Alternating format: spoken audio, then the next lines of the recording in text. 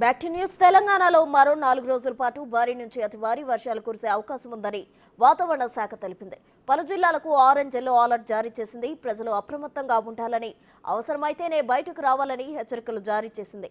మరింత సమాచారం మా ప్రతినిధి అంజుమా అందిస్తారు. రాష్ట్ర వ్యాప్తంగా విస్తారంగా వర్షాలు కురుస్తున్నాయి. భారీ నుంచి అత్యంత భారీ వర్షాలు పలు జిల్లాలలో కురుస్తున్నాయి. అయితే ఈ రోజు, రేపు, ఎల్లుండి ఏ విధంగా పరిస్థితి ఉండబోతోంది, అదేవిధంగా ఎక్కడెక్కడ అత్యంత భారీ వర్షాలు కురిసేటువంటి అవకాశం ఉంది అనేది కూడా తెలుసుకుందాము. ప్రస్తుతం మనం బేగంపేటలో ఉన్నటువంటి వాతావరణ శాఖ కేంద్రంలో ఉన్నాము. మనతో పాటు సీనియర్ అధికారి శ్రావణి గారు ఉన్నారు. మిగతా విషయాలను ఆవిడ మాటల్లోనే అడిగి తెలుసుకుందాము. నమస్తే మ్యామ్. మ్యామ్, ఈ రోజు ప్రధానంగా చూసుకుంటే ఏ జిల్లాలలో మనకు భారీ వర్షాలు కురిసే అవకాశం ఉందంటారు?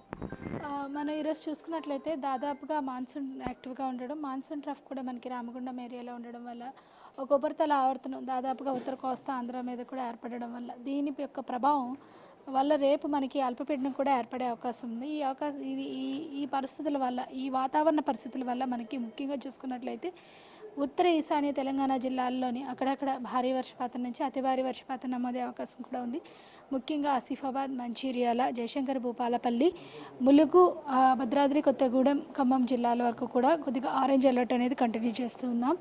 అదేవిధంగా కొన్ని జిల్లాలకి అంటే ఎస్టవెల్ మనకి వరంగల్, ఉమ్మడి వరంగల్ జిల్లా అయితే కానీ, లేదంటే మనకి ఉమ్మడి కరీంనగర్ జిల్లాలోని సిద్దిపేట, అలాగే రాజన్న సిరిసిల్ల పరిసర ప్రాంతాలకి కొంత ఎల్లో అలర్ట్ అయితే కంటిన్యూ చేస్తున్నామండి.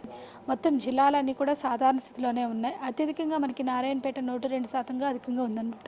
సో ఈ అల్పపీడనం అనేది అంటే ఏ విధంగా ఉంది, ప్రస్తుతం ఏంటి అనేది ఒకసారి ఎక్స్ప్లెయిన్ చేయండి. మనకి ఉత్తర కోస్తాంధ్ర మీద ఒక ఉపరితల ఆవర్తనం అనేది ఏర్పడింది. ఇది ఇప్పుడు ప్రస్తుతానికి ఉపరితల ఆవర్తనం ఇక్కడే కొనసాగుతుంది. ఇది వచ్చే 24 గంటల్లో అల్పపీడనంగా మారే అవకాశం అయితే కనిపిస్తుంది.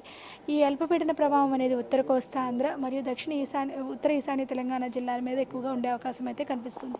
దీని యొక్క ప్రభావం వల్ల మనకి 2 రోజులు మాత్రం, ఈ 2 రోజులు భారీ నుంచి అతి భారీ వర్షపాతం నమోదయ్యే అవకాశం ఉంది. తర్వాత నుంచి భారీ వర్షపాతం మాత్రమే నమోదే అవకాశం అయితే కనిపిస్తుంది. అయితే ఇంతకుముందు సిస్టమ్ అంతా భారీగా లేకపోయినప్పటికీ మనకి రాత్రులు ఎక్కువగా వర్షపాతం నమోదే అవకాశం అయితే కనిపిస్తుంది. ఇక హైదరాబాద్లో చూసుకుంటే పరిస్థితి ఏ విధంగా ఉండొచ్చు మ్యామ్? అంటే ప్రస్తుతం అయితే క్లౌడీ వెదర్ ఉంటుంది, అక్కడక్కడ మనకు కొంచెం జల్లులు, కొంచెం మోస్తరు వర్షం కూడా కురుస్తుంది. అయితే ఈ రోజు రాత్రి, రేపు పరిస్థితి ఏ విధంగా ఉండొచ్చు అంటారు? దాదాపు 10 గంటల తర్వాత నుంచి కొద్దిగా జల్లుల నుంచి మోడరేట్ రైన్ఫాల్ వచ్చే అవకాశం ఉంది జీహెచ్ఎంసీ పరిధిలోని. ముఖ్యంగా సంగారెడ్డి నుంచి మేడ్చల్, మల్కాజ్గిరి వరకు, అలాగే హైదరాబాద్ పరిసర ప్రాంతాల్లో కూడా రాత్రి వర్షపాతం నమోదే అవకాశం ఉంది ఈరోజు. అలాగే రేపు కూడా చూసుకున్నట్లయితే పగటి పూట కొద్దిగా తెరిపించినప్పటికీ సాయంత్రం పూట జల్లులు కురిసే అవకాశం అయితే కనిపిస్తుంది.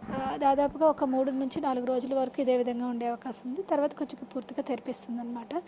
ఆల్మోస్ట్ 10-11వ తేదీ దాటిన తర్వాత నుంచి కొంచెం మరింతగా వాతావరణంలోని కొద్దిగా తెరిపించే అవకాశం ఉంది. తర్వాత మళ్ళీ నెలాఖరులో కొద్దిగా ఉత్తర ఈశాన్య తెలంగాణ జిల్లాల్లో అధికంగా వర్షపాతం నమోదే అవకాశం ఉంది. Thank you. ప్రస్తుతం మనం చూసినట్లయితే కూడా హైదరాబాద్లో మనకైతే క్లౌడీ వాతావరణం అయితే ఉంటుంది. ఇక అక్కడక్కడ చిరుజల్లులు, తేలికపాటి నుంచి మోస్తరు వర్షం కురుస్తుంది. ఇక తెలంగాణ రాష్ట్ర వ్యాప్తంగా పలు జిల్లాల్లో భారీ నుంచి అత్యంత భారీ వర్షాలు కూడా కురుస్తున్నాయి. అయితే ఈ రోజు పలు జిల్లాలకైతే ఆరెంజ్ అలర్ట్ ఇవ్వడం జరిగింది. దీంతో పాటుగా కూడా ఎల్లో అలర్ట్స్ అయితే ఇవ్వడం జరిగింది. ఇక రానున్న 2-3 రోజుల పాటు కూడా తెలంగాణ వ్యాప్తంగా పలు జిల్లాలకైతే ఎల్లో అలర్ట్స్ జారీ చేసినట్టుగా వాతావరణ శాఖ తెలుపుతోంది. దీంతో పాటుగా అక్కడి అధికారులకు ఎప్పటికప్పుడు దీనికి సంబంధించినటువంటి బులెటిన్ రిలీజ్ చేయడం, అక్కడి ప్రజలను అప్రమత్తం చేయడం కూడా చేస్తున్నామని, వారు కూడా తగిన జాగ్రత్తలు తీసుకోవాలని కూడా సూచిస్తున్నారు. వీడియో జర్నలిస్ట్ హరీష్తో అంజుమా, బిగ్ టీవీ, హైదరాబాద్.